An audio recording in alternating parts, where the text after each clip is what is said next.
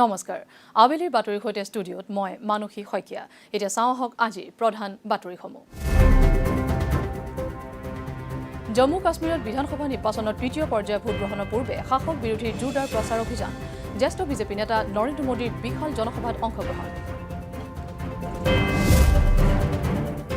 মুম্বাই নগৰীলৈ সতৰ্কবাণী আৰক্ষীৰ কেন্দ্ৰীয় চোৰাংচোৱা সন্থাই সম্ভাৱ্য সন্ত্ৰাসবাদী আক্ৰমণৰ তথ্য সদৰি কৰাৰ পাছতে জনবহুল এলেকা ধৰ্মীয় স্থান তথা স্পৰ্শকাতৰ অঞ্চলত নিৰাপত্তা বৃদ্ধি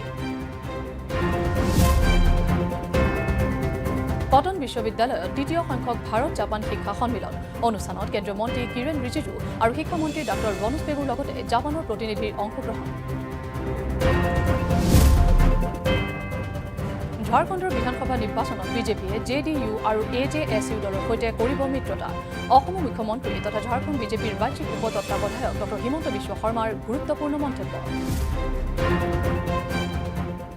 আৰু ১৭ বছৰ অনুৰ্ধ চাফ প্ৰতিযোগিতাৰ প্ৰথমখন ছেমিফাইনেলত নেপালৰ বিৰুদ্ধে ৪-২ গ'লৰ ব্যৱধানত জয়লাভ ভাৰতৰ এতিয়া বিতং বাতৰি জম্মু কাশ্মীৰৰ অন্তিম তথা তৃতীয় পৰ্যায়ৰ বিধানসভা নিৰ্বাচনৰ বাবে বিভিন্ন ৰাজনৈতিক দলে প্ৰচাৰ অভিযান তীব্ৰতৰ কৰি তুলিছে বিজেপিৰ জ্যেষ্ঠ নেতা নৰেন্দ্ৰ মোদীয়ে ৰাজ্যখনত আজি এখন বিশাল জনসভা সম্বোধন কৰে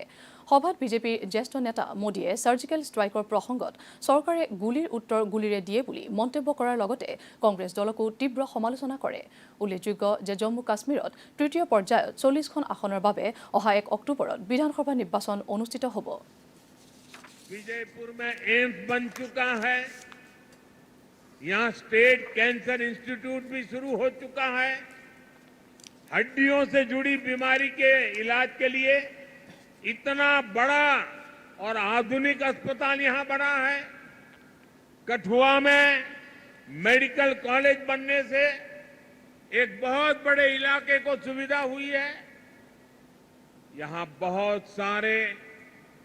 नर्सिंग कॉलेज भी बनाए गए हैं आने वाले समय में जम्मू के विकास के काम और तेज होने वाले हैं साथियों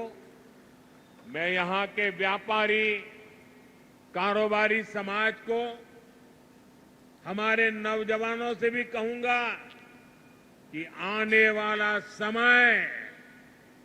आपके लिए भी अवसरों से भरा हुआ समय है हमारा प्रयास है कि जम्मू में ज्यादा से ज्यादा निवेश आए यहां नए कारखाने लगे ताकि नौजवानों को यहीं अपने अपने जिलों में ही रोजगार मिले দিনজোৰা কাৰ্যসূচীৰে তেলেংগানাত উপস্থিত হোৱা ৰাষ্ট্ৰপতি দ্ৰৌপদী মুৰ্মুক আজি বিমানবন্দৰত উষ্ম আদৰণি জনোৱা হয় ৰাষ্ট্ৰপতি মুৰ্মুৱে ৰাজ্যখনত কেইবাটাও গুৰুত্বপূৰ্ণ কাৰ্যসূচীত অংশগ্ৰহণ কৰিব ইতিমধ্যে ৰাষ্ট্ৰপতিগৰাকীয়ে হায়দৰাবাদস্থিত আইন বিশ্ববিদ্যালয়ৰ ২১ সংখ্যক সমাৱৰ্তন সমাৰোহত অংশগ্ৰহণ কৰিছে ইয়াৰ পাছতেই তেওঁ ৰাষ্ট্ৰপতি নিলায়মত কলা মহোৎসৱৰ উদ্বোধন কৰিব উল্লেখযোগ্য যে আজিৰে পৰা আৰম্ভ হ'বলগীয়া কলা মহোৎসৱত অসমকে ধৰি উত্তৰ পূৰ্বাঞ্চলৰ প্ৰতিখন ৰাজ্যৰ কলা সংস্কৃতি কাৰুশিল্প ৰন্ধন বৈচিত্ৰ্য প্ৰদৰ্শন কৰা হ'ব Democratic traditions and practices of ancient India were highlighted by Dr. B.R. Ambedkar in his concluding speech at the Constituent Assembly. The system for administration of justice reflects the prevailing social and cultural environment of a society. Nearly 2,300 years ago, the ambassador from Macedonia in the court of Chandragupta Maurya, Megasthenes, describes Indians as remarkably law-abiding people. Chandragupta Maurya's minister Chanakya, in the celebrated work Arthashastra, had advised that a bench of 3 magistrates be set up for every 10 villages with higher courts in districts and provinces. A bench of judges was preferred to individual judges. Arthashastra enumerates the high standards set for the officers responsible for administration of justice. It also suggests that no private meetings should be allowed between judges and litigants until cases were settled.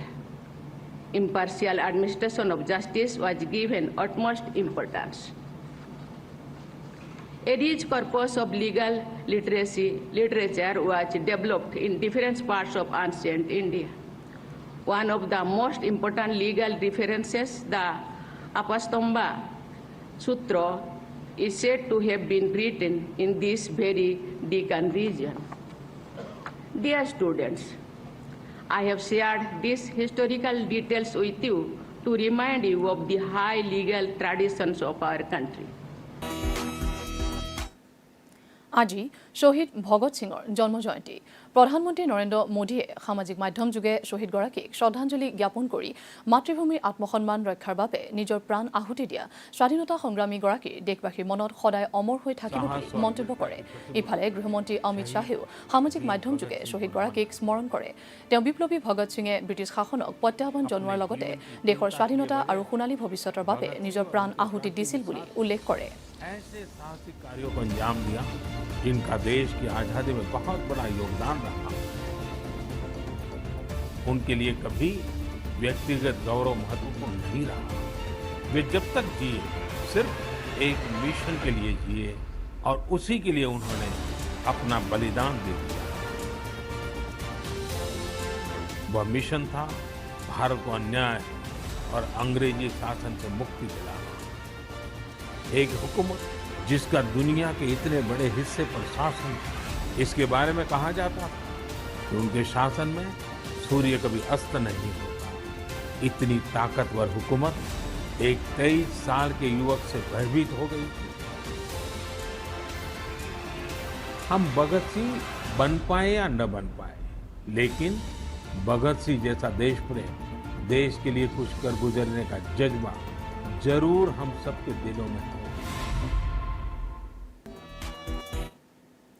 Mumbai আৰক্ষীয়ে দেশৰ বাণিজ্যিক ৰাজধানীখনৰ বাবে বিশেষ সতৰ্কবাণী জাৰি কৰিছে। কেন্দ্ৰীয় চোৰাংচোৱা সন্থাই সম্ভাৱ্য সন্ত্ৰাসবাদী আক্ৰমণৰ বিষয়ে সদৰি কৰাৰ পাছতে চহৰখনৰ জনবহুল এলেকা, ধৰ্মীয় স্থানৰ লগতে স্পৰ্শকাতৰ অঞ্চলসমূহত নিৰাপত্তা ব্যৱস্থা বৃদ্ধি কৰা হৈছে। সমাগত নৱৰাত্ৰিৰ বাবে সিদ্ধিবিনায়ক মন্দিৰৰ লগতে বিভিন্ন জনপ্ৰিয় মন্দিৰসমূহত অতিৰিক্ত নিৰাপত্তা কৰ্মী মোতায়েন কৰা হৈছে। লগতে ভক্ত দৰ্শনাৰ্থীৰ সুৰক্ষাৰ বাবে প্ৰটকল স্থাপন কৰা হৈছে।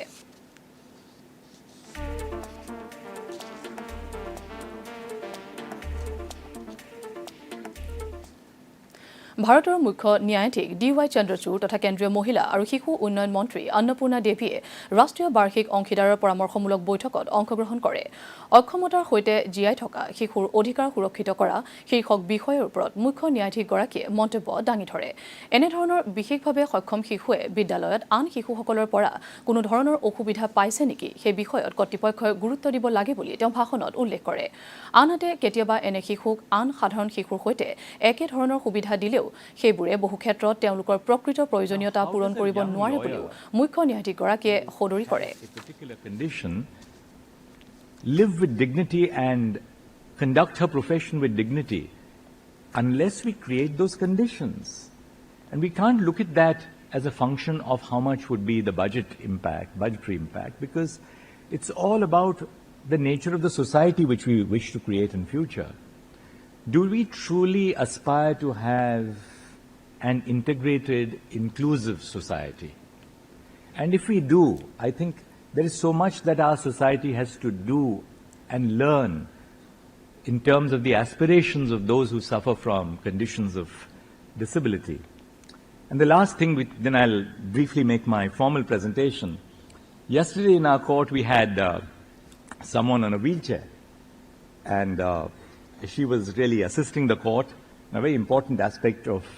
disability rights. And after the arguments were over and she was about to leave the court, I asked her, "Ma'am, what was your experience about navigating the space of the Supreme Court before you came into the court?"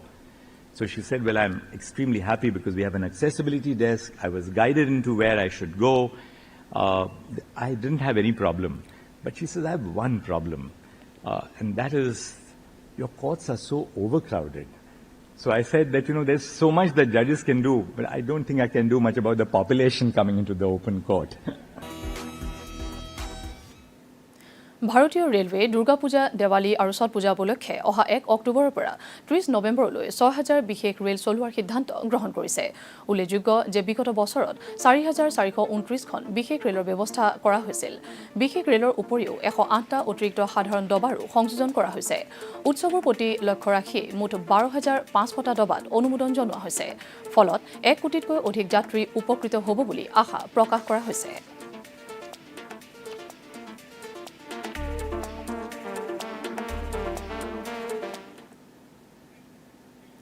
সন্ত্ৰাসবাদ, নিচাজাতীয় সামগ্ৰী, বাণিজ্য আৰু আন্তঃৰাষ্ট্ৰীয় অপৰাধৰ বাবে বিশ্বব্যাপী খ্যাতি থকা পাকিস্তানে বিশ্বৰ সৰ্ববৃহৎ গণতন্ত্ৰ ভাৰতক আক্ৰমণৰ ধৃষ্টতা কৰাটো পুতৌজনক। ৰাষ্ট্ৰসংঘৰ সাধাৰণ পৰিষদত শুকুৰবাৰে পাকিস্তানৰ প্ৰধানমন্ত্ৰী শ্বেহবাজ শ্বৰীফৰ বক্তব্যৰ প্ৰত্যুত্তৰত ভাৰতীয় কূটনীতিবিদ ভৱিকা মংগলানন্দনে এইদৰে কয়। পাকিস্তানে বিগত সময়ছোৱাত দেশীয় সীমান্তত সন্ত্ৰাসবাদী কাৰ্যকলাপক উৎসাহিত কৰি আহিছে বুলি উল্লেখ কৰি ভাৰতীয় কূটনীতিবিদগৰাকীয়ে পাকিস্তানে ভাৰতক অহিংসাৰ পাঠ পঢ়োৱাটো এক প্ৰকাৰ ভণ্ডামী বুলিও মন্তব্য কৰে। This assembly regrettably witnessed a travesty this morning. A country run by the military with a global reputation for terrorism, narcotics trade, and transnational crime has had the audacity to attack the world's largest democracy. I speak about the reference to India in the speech of the Pakistani Prime Minister. As the world knows, Pakistan has long employed cross-border terrorism as a weapon against its neighbors. It has attacked our parliament, our financial capital Mumbai, marketplaces, and pilgrimage routes. The list is long. For such a country to speak about violence anywhere is hypocrisy at its worst. It is even more extraordinary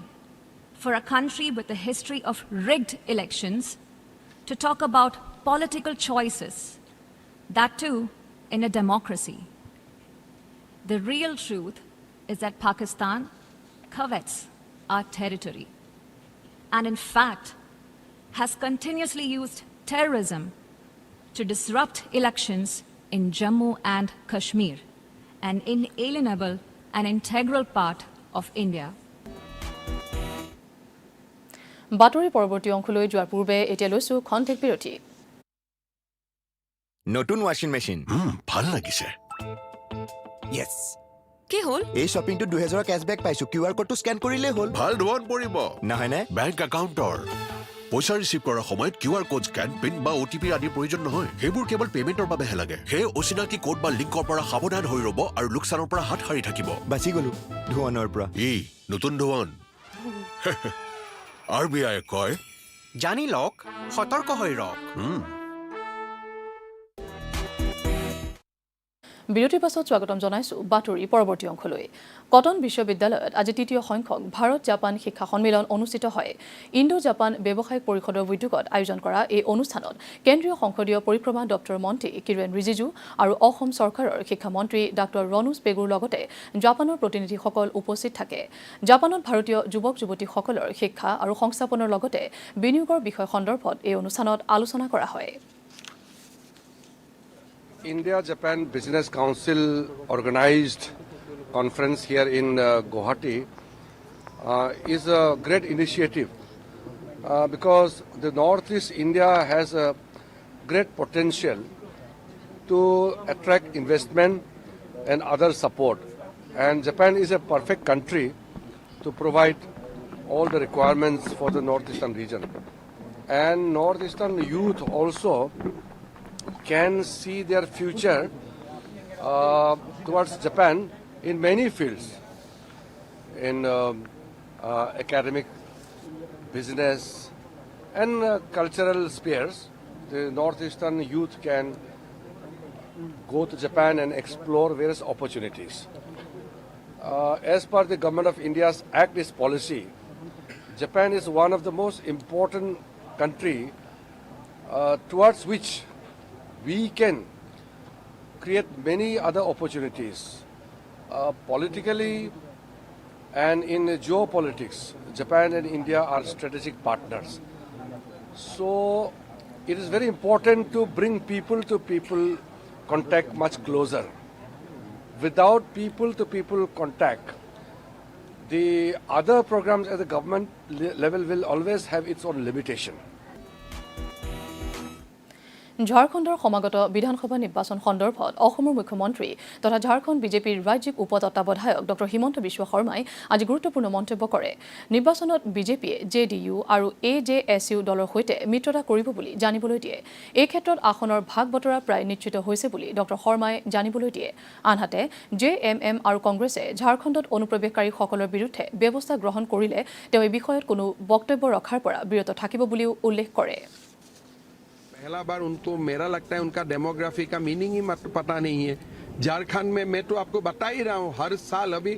आदिवासी घटा है ये demography sense बोलता है मुसलमान जनसंख्या बढ़ा है ये डेमोग्राफी सेंस लगता है हेमंत सोरेन जी को शायद डेमोग्राफी का बारे में वो पढ़ा नहीं है खुद ही बोल रहा है आदिवासी संख्या घट रहा है और बोल रहा है कि डेमोग्राफी सेंस नहीं हुआ दोनों बात तो सच नहीं हो सकता है तो हेमंत सोरेन जी शायद अभी वो पावर का मोह में समता का लालच में वो बहुत ज्यादा डूब चुका है आदिवासियों के लिए चिंता करने का उनका शायद अभी समय नहीं है সাংসদ গৌৰৱ গগৈয়ে আজি পুৱা সাংস্কৃতিক নগৰী তেজপুৰৰ ঐতিহ্যমণ্ডিত শ্ৰী শ্ৰী মহাভৈৰৱ মন্দিৰত উপস্থিত হৈ পূজা অৰ্চনা কৰে ইয়াৰ পাছতে সংবাদ মাধ্যমৰ সৈতে হোৱা কথা বতৰাত তেওঁ বিহালী উপনিৰ্বাচনৰ বাবে দলৰ উদ্ধতন কৰ্তৃপক্ষই প্ৰাৰ্থী স্থিৰ কৰিব বুলি জানিবলৈ দিয়ে উল্লেখযোগ্য যে ইয়াৰ পূৰ্বে সাংসদগৰাকীয়ে তেজপুৰ সাহিত্য সভা ভৱন চৌহদত কলাগুৰু বিষ্ণুপ্ৰসাদ ৰাভা ৰূপকৰ জ্যোতিপ্ৰসাদ আগৰৱালা আৰু নটসূৰ্য ফণী শৰ্মাৰ আবক্ষ মূৰ্তিৰ সন্মুখত বন্তি প্ৰজ্বলন কৰি গভীৰ শ্ৰদ্ধা নিবেদন কৰে প্ৰত্যেকজনৰ পৰিয়ালৰ মংগলৰ কামনা কৰিলোঁ যদি কোনোবা পৰিয়ালৰ এজন সদস্য অসুস্থ হৈ আছে তেওঁলোকৰ সু আৰোগ্যৰ বাবে কামনা কৰিলোঁ প্ৰত্যেক নিৰ্বাচনত আপোনালোকে জানে যে ৰাষ্ট্ৰীয় দলৰ নেতৃত্ব কেন্দ্ৰীয় নেতৃত্বই প্ৰাৰ্থী তালিকা প্ৰকাশ কৰে আমালোকৰ কৰ্তব্য যে বিহালীৰ পৰা আটাইতকৈ উপযুক্ত প্ৰাৰ্থী কোন হ'ব সেই তথ্যবোৰ আমি কেন্দ্ৰীয় নেতৃত্বৰ ওচৰত লৈ যাব লাগে আৰু যাৰ ফলত তেওঁলোকে সেই তথ্য ভিত্তিত এটা উচিত সিদ্ধান্ত ল'বগৈ ইফালে বাংলাদেশৰ অসম সীমান্তৰ সুৰক্ষাৰ বাবে অসম আৰক্ষীয়ে তৎপৰতাৰে কাৰ্যপন্থা অব্যাহত ৰাখিছে শুকুৰবাৰে নিশা অসম আৰক্ষীয়ে অসমত প্ৰৱেশ কৰিবলৈ চেষ্টা কৰা আনগৰাকী শিশুৰ লগতে 9 গৰাকী বাংলাদেশী অনুপ্ৰৱেশকাৰী উভতাই পঠিয়ায় মুখ্যমন্ত্ৰী ডক্টৰ হিমন্ত বিশ্ব শৰ্মাই সামাজিক মাধ্যম যোগে এই তথ্য সদৰি কৰে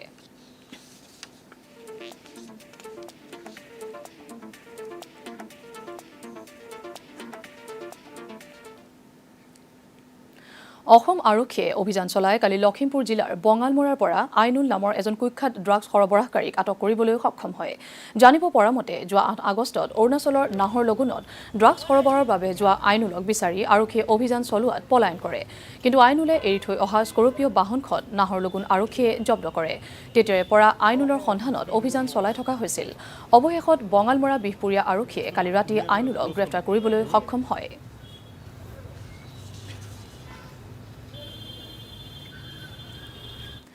শিৱসাগৰৰ জয়সাগৰৰ সপোন নগৰত ৰাজেন্দ্ৰ ঠাকুৰ নামৰ এজন ব্যক্তিৰ বিৰুদ্ধে এগৰাকী নাবালিকাক যৌন নিৰ্যাতন চলোৱাৰ অভিযোগ উত্থাপিত হৈছে জয়সাগৰ আৰক্ষীয়ে কালি নিশা ৰাজেন্দ্ৰ ঠাকুৰক গ্ৰেপ্তাৰ কৰিছে আনহাতে আৰক্ষীৰ জেৰাত যৌন নিৰ্যাতন চলোৱাৰ কথা ৰাজেন্দ্ৰ ঠাকুৰে স্বীকাৰ কৰিছে উল্লেখযোগ্য যে 25 ছেপ্টেম্বৰতে ঘটনাটো সংঘটিত হৈছিল যদিও কালিহে পোহৰলৈ আহে তাৰ পাছতে স্থানীয় একাংশ লোকে অভিযুক্ত ঠাকুৰক কৰায়ত্ব কৰি আৰক্ষীক সমজাই দিয়ে ইফালে আৰক্ষীয়ে ৰাজেন্দ্ৰ ঠাকুৰৰ লগতে থকা গজেন্দ্ৰ ৰাজকো আটক কৰিছে নিৰ্যাতনৰ ভিডিঅ' কৰা বিপিন কুমাৰ নামৰ আন এজন অভিযুক্ত বৰ্তমানো পলাতক হৈ আছে ৰাজেন্দ্ৰ ঠাকুৰ গজেন্দ্ৰ ঠাকুৰ আৰু বিপিন ঠাকুৰে যৌন নিৰ্যাতন চলাইছে ইতিমধ্যে আৰক্ষীয়ে দুজনক গ্ৰেপ্তাৰ কৰিছে আৰু বিপিন বৰ ঠাকুৰ পলাতক আচৰিত বিষয় এই ঘটনাটো কিশোৰীগৰাকী পিতৃ জড়িত বুলি পইচা 500 টকাৰ বিনিময়ত তেওঁ নিজৰ কিশোৰীগৰাকীক মানে তেওঁলোকৰ লগত গতা দিয়া বুলি আমি খবৰ পাইছোঁ সেয়ে এই ঘটনাটোত মাতৃ ইতিমধ্যে এজাহাৰ দাখিল কৰিছে সেইকাৰণে পিতৃকো আইনৰ আওতাত আনিবলৈ আমি অনুৰোধ জনালোঁ যদি পিতৃক আইনৰ আঁতৰত নহয় তেতিয়া আমি ইতিমধ্যে আমি সিদ্ধান্ত লৈছোঁ CWC DCPOক আমি স্মাৰকপত্ৰ প্ৰেৰণ কৰিম যেতিয়ালৈকে পিতৃ গ্ৰেপ্তাৰ নকৰে যেন ছোৱালীজনী চাইল্ড হোমত ৰখাৰ ব্যৱস্থা কৰে আৰু কাউন্সেলিঙৰ ব্যৱস্থা কৰে অসম আৰক্ষীৰ নিযুক্তি শাৰীৰিক পৰীক্ষা অহা 3 অক্টোবৰত অনুষ্ঠিত হ'ব শাৰীৰিক পৰীক্ষাত অৱতীৰ্ণ হ'বলগীয়া প্ৰাৰ্থীসকলে অনুশীলন প্ৰক্ৰিয়া অব্যাহত ৰাখিছে মংগলদৈ চপাই ক্ৰীড়া সন্থাৰ খেলপথাৰত শতাধিক যুৱক যুৱতীয়ে শাৰীৰিক পৰীক্ষাৰ বাবে অনুশীলন চলোৱা দেখা যায়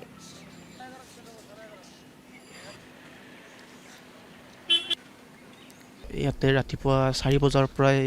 ল'ৰা ছোৱালীবোৰে ইয়াতে অনুশীলন আৰম্ভ কৰে ৰাতিপুৱা দৌৰে বিভিন্ন ধৰণৰ এক্সাৰসাইজ যেনে জাম্পিং জাম্পছ তাৰপিছত আৰু বিভিন্ন ধৰণৰ যিবোৰ এক্সাৰসাইজ আছে ব্যায়াম আছে সেইবোৰ তেওঁলোকে কৰি গৃহমুখী হয় আৰু দুপৰীয়াও কিছু অনুশীলন কৰিব আহে ল'ৰা ছোৱালী আৰু সন্ধিয়াও বেছিভাগ সন্ধিয়াই আহে ইয়াতে অনুশীলন কৰিবলৈ আৰু ব্যায়াম কৰে তেনেদৰে তেওঁলোকে এই অসম পুলিচৰ কাৰণে অনুশীলনত ব্যস্ত ৰাখিছে 32 মিটাৰ মাৰিব লাগে পুলিচ আৰক্ষীৰ কাৰণে 32 মিটাৰৰ কাৰণে টাইম ধৰি মাৰি আছোঁ ৰাতিপুৱা আহি কেনে তাৰপিছত আমি ৰানিং চানিং কৰি চিনাপ মাৰি আনে লং জাম্প মাৰাৰ পিছত এক্সাৰসাইজ কৰিলোঁ কৰি কাৰণে এতিয়া কৰি আছোঁ বৰ্তমান পুলিচৰ কাৰণে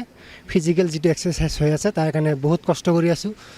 তো মানে এইটো এটা মই পামেই আৰু যদি এটা বিশ্বাস আছে আৰু আত্মবিশ্বাস নিজৰ তাৰে সফলতা আমি চেষ্টা কৰিছোঁ আৰু মৰিগাঁও জিলাৰ জাগিৰোডৰ চেনিমাৰীত আজি পুৱতি নিশা জাগিৰোড মৰিগাঁও পথত সংঘটিত হোৱা এক শোকাবহ পথ দুৰ্ঘটনাত দুজন বাইক আৰোহী থিতাতে নিহত হয় নিহত লোক দুজন মৰিগাঁও জিলাৰ উদাহীনবৰী গাঁৱৰ হেমন্ত দাস আৰু ৰঞ্জন বৰদলৈ বুলি জানিব পৰা গৈছে ঘটনা অনুসৰি দুয়োজনে মটৰ চাইকেলেৰে নিশা ঘৰলৈ গৈ থকা অৱস্থাত বিপৰীত দিশৰ পৰা ভুল দিশেৰে অহা এখন যাত্ৰীবাহী মেজিকে খুন্দা মাৰে অৱশ্যে এই মুহূৰ্তলৈকে আৰক্ষীয়ে মেজিকখনৰ সবিশেষ উদ্ধাৰ কৰিব পৰা নাই অপজিট সাইডৰ পৰা আহিছিল মানে ভকতগাঁও ফালৰ পৰা আহি আছিলে মেজিক এখন আৰু এই মটৰচাইকেলখন আপোনাৰ জাগিৰোড ফালৰ পৰা ভকতগাঁও অভিমুখে গৈ আছিলে গৈ থাকোঁতে হঠাৎ মেজিকখন ঘূৰাওঁতেই মানে এইখনে মাৰি দিলে মানে তেল ভৰাবলৈ মানে ঘূৰাইছিলে তেনেকাতে হ'ল আৰু ডেড বডিটো নখোলা MGM হস্পিটেলত লৈ যোৱা হৈছিল MGM হস্পিটেলত লৈ যোৱাৰ পিছত তেতিয়া তেহেঁতক গাৰ্জেনক খবৰ দিয়া হ'ল কণ্ঠত তেওঁৰ সৰস্বতী বিৰাজমান প্ৰতিটো দৰ্শকৰ শ্ৰোতাৰ তেওঁ বুকুৰ আপোন কুকিলকণ্ঠী গায়িকা লতা মংগেশকাৰৰ আজি 95 সংখ্যক জন্মবাৰ্ষিকী চিৰসেউজ এগৰাকী শিল্পী সন্দৰ্ভত চাওঁ আহক এক বিশেষ প্ৰতিবেদন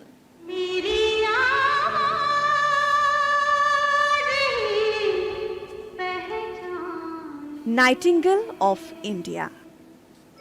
যিগৰাকীৰ কণ্ঠত বিৰাজমান সাক্ষাৎ সৰস্বতী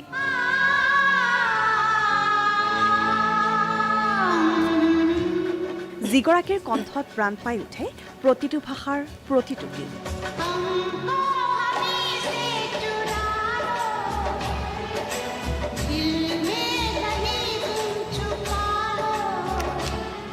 প্ৰতিটো দশকৰ প্ৰতিগৰাকী শ্ৰোতাৰ হৃদয়ত এক বিশেষ স্থান অধিকাৰ কৰি আছে এইগৰাকী চিৰসেউজ শিল্পীয়ে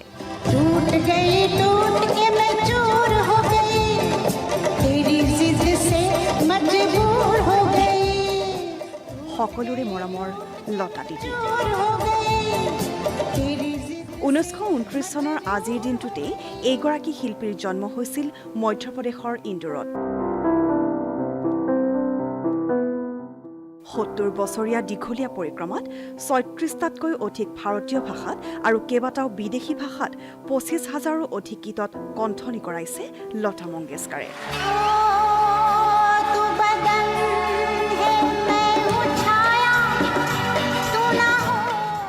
বিশেষকৈ হিন্দী বাংলা আৰু মাৰাঠী ভাষাত কণ্ঠদান কৰিছিল যদিও এইগৰাকী সুকণ্ঠী গায়িকাই অসমীয়া সংগীত জগতৰ সৈতেও জড়িত হৈ পৰিছিল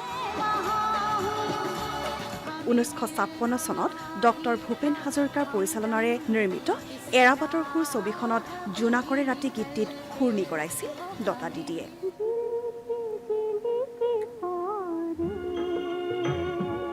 ইয়াৰ উপৰিও গোদাবৰী নৈৰে পাৰৰে পৰা ৰ'দ পোৱাবৰ কাৰণে কপি উঠে কিয় তাজমহল ইত্যাদি গীতৰ জৰিয়তেও লতা মংগেশকাৰ হৈ পৰিছিল অসমীয়া শ্ৰোতাৰ হৃদয়ৰ আপোন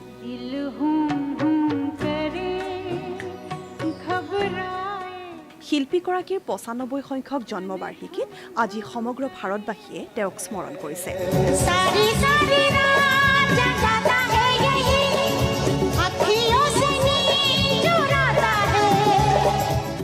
ব্যতিক্ৰম নহয় দেশৰ প্ৰধানমন্ত্ৰী নৰেন্দ্ৰ মোদী সামাজিক মাধ্যম যোগে দেশৰ প্ৰধানমন্ত্ৰীগৰাকীয়ে সোঁৱৰণ কৰে মেলোডি কুইনগৰাকীক 40ৰ দশকেই হওক অথবা একবিংশ শতিকা নবীনেই হওক অথবা প্ৰবীণ কাশ্মীৰৰ পৰা কন্যাকুমাৰীলৈ প্ৰতিগৰাকী শ্ৰোতাৰ যেন হৃদয় আপোন লতা মংগেশকাৰ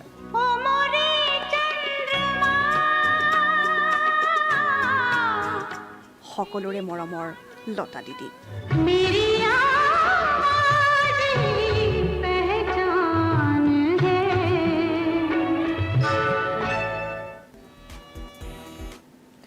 ধুবুৰী খেকখিয়ালি হুলিহামাৰি এক বিৰল প্ৰজাতিৰ কাছ উদ্ধাৰ কৰা হয় স্থানীয় এগৰাকী মহিলাই কাছটোক প্ৰত্যক্ষ কৰি জিলাখনৰ মেহতাব উদ্দিনক নামৰ প্ৰকৃতিপ্ৰেমী যুৱকজনক অৱগত কৰে পৰৱৰ্তী সময়ত বন বিভাগৰ সহযোগত প্ৰকৃতিপ্ৰেমী যুৱকজনে কাছটোক উদ্ধাৰ কৰে ইতিমধ্যে ব্ৰহ্মপুত্ৰ নৈত কাছটো মুকলি কৰি দিয়া হৈছে বুলি জানিব পৰা গৈছে শলমাৰী অঞ্চলৰ হুলিয়াবাৰী বিলত এটা দুষ্প্ৰাপ্য কাছ উদ্ধাৰ হয় এগৰাকী মহিলাই মাছ মাৰিবলৈ যাওঁতে মহিলাগৰাকীয়ে কাছটো এতিয়া চাওঁ আহক ক্ৰীড়া জগতৰ খবৰ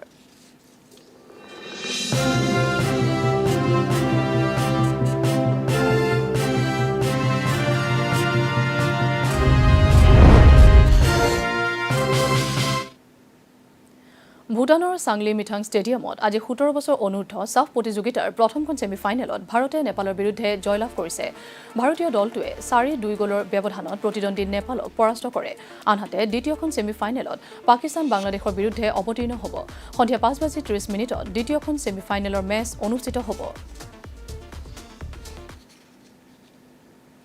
ভাৰত আৰু বাংলাদেশৰ মাজত কানপুৰত অনুষ্ঠিত হোৱা অন্তিমখন টেষ্টৰ আজি দ্বিতীয় দিনৰ খেল বাতিল হয় প্ৰাপ্ত খবৰ অনুসৰি বৰষুণৰ বাবে দ্বিতীয় দিনৰ খেলখন বাতিল কৰিবলগীয়া হয় ইপিনে কালি প্ৰথম দিনৰ খেলৰ অন্তত বাংলাদেশে প্ৰথমে বেটিং কৰি 3 উইকেটৰ বিনিময়ত 107 ৰান সংগ্ৰহ কৰিছিল প্ৰতিকূল বতৰৰ বাবে পৰ্যাপ্ত পোহৰৰ অভাৱত প্ৰথম দিনৰ খেল নিৰ্ধাৰিত অভাৰৰ পূৰ্বে অন্ত পৰিছিল উল্লেখযোগ্য যে দুখন মেচৰ টেষ্ট শৃংখলাৰ প্ৰথমখন টেষ্টত ভাৰতে 280 ৰানত বৃহৎ জয়লাভ কৰি শৃংখলাত 1-0 অগ্ৰগতি লাভ কৰি আছে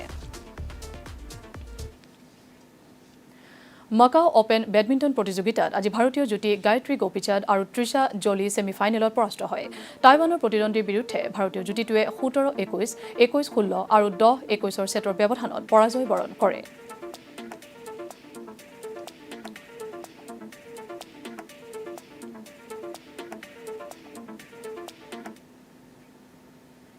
বাতৰি শেষ কৰাৰ আগে প্ৰধান বাতৰিসমূহ আকৌ এবাৰ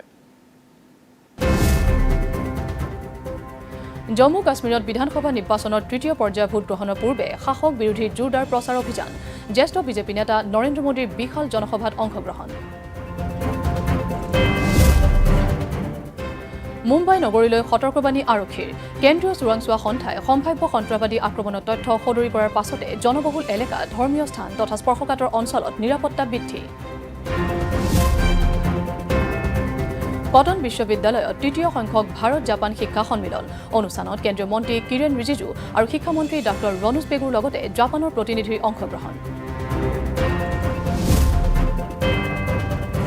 ঝাৰখণ্ডৰ বিধানসভা নিৰ্বাচনত বিজেপিয়ে জেডিইউ আৰু এজেএছইউ দলৰ সৈতে কৰিব মিত্ৰতা অসমৰ মুখ্যমন্ত্ৰী তথা ঝাৰখণ্ড বিজেপিৰ ৰাজ্যিক উপতত্ত্বাৱধায়ক ডঃ হিমন্ত বিশ্ব শৰ্মাৰ গুৰুত্বপূৰ্ণ মন্তব্য আৰু 17 বছৰ অনূৰ্ধ্ব সাফ প্ৰতিযোগিতাৰ প্ৰথমখন ছেমিফাইনেলত নেপালৰ বিৰুদ্ধে 4-2 গলৰ ব্যৱধানত জয়লাভ ভাৰতৰ